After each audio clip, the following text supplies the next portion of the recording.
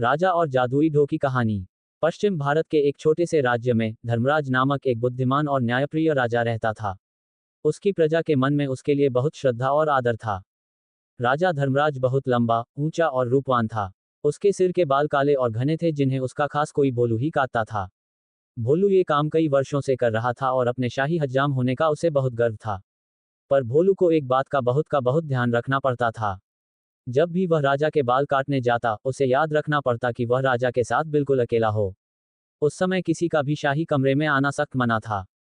बात दरअसल ये थी कि भोलू राजा के बारे में एक राज जानता था।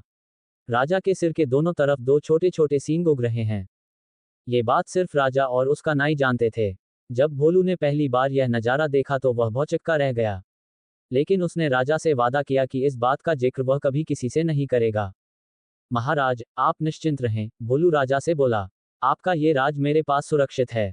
किसी और को इस बात की कानों कान भी खबर नहीं होने पाएगी। ऐसा सुनकर राजा धर्मराज ने राहत महसूस की। उसे डर था कि अगर लोगों को इस बात की जानकारी हो गई तो राज्य भर में उसकी खिल्ली उड़ेगी। हो सकता है लोग उसका आदर करना बंद कर दें या फिर नए राजा की ही मांग करने लगें। इसलिए भोलू के वादे के बावजूद राजा ने उसे सख्त हिदायत देते हुए कहा, भोलू, अगर तुमने अपना मुंह खोला तो जान लो, सजा तो मिलेगी ही, देश निकला भी मिलेगा। भोलू हज्जाम की डर के मारे घिघी बंध गई। उसने कानों को हाथ लगाया और अपना मुंह बंद रखने की कसम खाई। कई वर्ष बीत गए। भोलू को अपना वादा याद रहा। उसकी स्वामिभक्ति से प्रसन्न राजा यदाकदा उसे अच्छे अच्छे उपहार भी देता रहता। पर समय बीतने के साथ साथ भोलू के सब्र का बांध भी टूटने लगा। उसके पेट में वह राज अब पचता नहीं था और वह चाहता था कि कोई तो ऐसा हो जिसे वह राजा के सींगों वाली बात बता सके। लेकिन राजा की चेतावनी उसे चुप रहने पर मजबूर करती थी। एक दिन भोलू राजा के बाल काटकर महल से लौट रहा था और रास्ते भर उसके सींगों के बारे में सोचता रहा। भोलू का घर एक छोटे से जंगल के उस पार था। ऊंचे ऊंचे पेड़ों और लटकती बेलों के बीच में से धीरे धीरे चलता हुआ भोलू जब थक गया तो सुस्ताने के लिए एक घने पेड़ के नीचे बैठ गया। भोलू को रह रहकर सींग याद आ रहे थे। फिर यकायक वह उठकर खड़ा हो गया। वाह, जवाब नहीं मेरे दिमाग का, भोलू बोला और उस पेड़ को देखने लगा जिसके तले वह बैठा था। भाई, इस पेड़ को तो बता सकता हूं ना, राजा के उन अजीब सींगों के बारे में। अब ये रहस्य मेरे पेट में नहीं पचता। पेड़ तो बोल सकता नहीं और इस तरह किसी और को ये बात पता चलने का डर भी नहीं है। पेड़ के पास ये भेद हमेशा भेद रहेगा और मैं भी इस बोझ से मुक्त हो जाऊंगा। भोलू ने ऐसा निश्चय किया और जोर से बोला, हे पेड़, आज मैं तुम्हें एक भेद बताने वाला हूं। हमारे राजा धर्मराज के सिर पर दो सींग हैं। हाँ हाँ, उसके दो सींग हैं। इतना कहकर हज्जाम बेतहाशा हंसने लगा और हंसता ही गया। हा हा हा। हो। वह भयंकर भेद आखिर खुल ही गया। भोलू खुश था, उसका भार जो हल्का हो गया था। उसके बाद वह आराम से घर पहुंच गया। अगले दिन एक लकड़हारा उसी जंगल में गया और उसी पेड़ के पास जाकर रुक गया। इस पेड़ की लकड़ी तो बहुत शानदार है। इसका ढोल बड़ा अच्छा बनेगा, वह सोचने लगा। फिर क्या था, कुल्हाड़ी के कुछ प्रहारों से ही पेड़ नीचे आ गिरा। लकड़हारे ने वह लकड़ी एक ढोल बनाने वाले के हाथों बेच दी और उसने एक बहुत सुंदर ढोल तैयार कर दिया। यह मेरे जीवन का सबसे अच्छा ढोल है, ढोल वाला खुश होकर बोला। कल बाजार जाकर इसे अच्छे दाम पर बेच दूंगा। अगले दिन ढोल वाला बाजार गया और एक कोने में खड़ा होकर ढोल बजाने लगा। ढोल से बड़ा सुरीला स्वर हुआ। ढोल वाला उसकी आवाज सुनकर झूम उठा। वह चिल्लाकर बोला, बाबू, ये ढोल खरीदो। कोई है जो इस शानदार जानदार ढोल को खरीदे। धीरे धीरे उसके इर्द गिर्द भीड़ जमा हो गई। लोग खामोश होकर ढोल की मजेदार आवाज सुनने लगे। भाई वाह, क्या कहने हैं इस ढोल के, एक बूढ़े आदमी ने तारीफ की। तारीफ सुनकर ढोल वाला और भी जोर से ढोल पीटने लगा। तभी उस ढोल में से एक अजीब आवाज आई। लोगों के कान खड़े हो गए।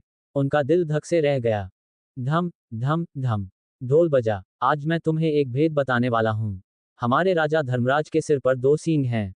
हाँ हाँ, उसके दो सींग हैं। हा हा हा। हो। लोग वहां जड़वत खड़े हो गए। उन्हें अपने कानों पर विश्वास नहीं हो रहा था। ढोल वाला फिर ढोल पीटने लगा और फिर वही आवाज निकली। वह बहुत हैरान और शर्मिंदा हुआ। आखिर एक ढोल ये सब कैसे बोलने लगा। देखते ही देखते लोगों का तांता लग गया। और फिर कितना मजाक और कितने ताने, उफ। हमारे राजा के दो सींग, हमारे राजा के दो सींग। लोग तो जैसे गाना गाने लगे। जब राजा धर्मराज ने सुना तो दुखी भी हुआ और नाराज भी। गुस्से से उसका चेहरा तमतमा उठा और वह गरजते हुए बोला, उस ढोल वाले को पकड़कर यहाँ ले आओ। राजा के सैनिकों ने शीघ्र ही उसे पकड़ा और राजा के समक्ष प्रस्तुत किया। ढोल वाला डर के मारे कांप रहा था। बदमाश, तेरी इतनी हिम्मत कि तू मेरी खिल्ली उड़ाए, राजा फुंफकारा। भयभीत ढोल वाले ने राजा के पैर पकड़ लिए। महाराज, वह गिड़गिड़ाया, मैंने तो एक लकड़हारे से कुछ लकड़ी खरीदी थी और उसी से यह ढोल बनाया है।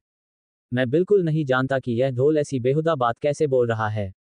मुझे क्षमा कर दीजिए, महाराज। राजा ने लकड़हारे को बुलाया।